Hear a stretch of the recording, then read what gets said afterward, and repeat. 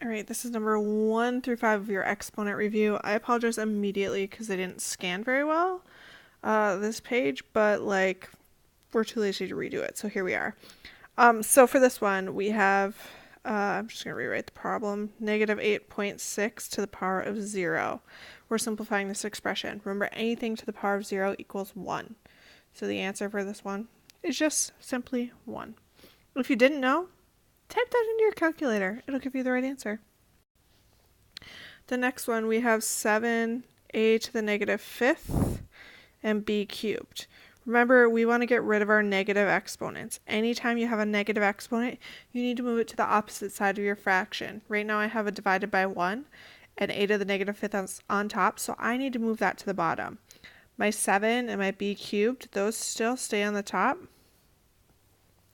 And then it'll be divided by a to the positive 5th. When I move it to the bottom, my exponent becomes positive.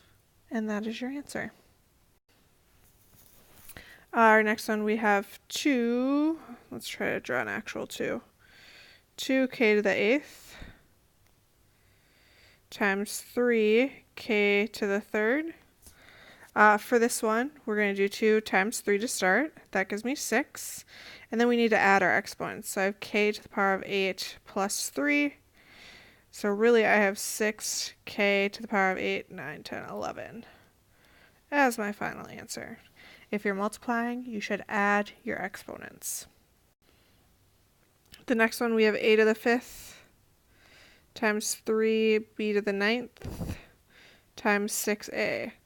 Again, we're going to multiply those numbers out front. 3 and 6 give me 18. Then I see I have a to the 5th and a to the power of 1. There's a sneaky little 1 there. And then we have b to the 9th.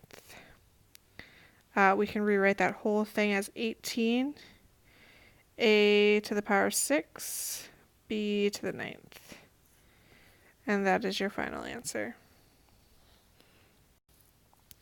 Your last one, we have t to the power of negative 2 to the power of 6. Now remember, when that exponent's on the outside, when you bring it inside, you're going to multiply. So I'm going to do t to the power of negative 2 times 6, which is t to the power of negative 12.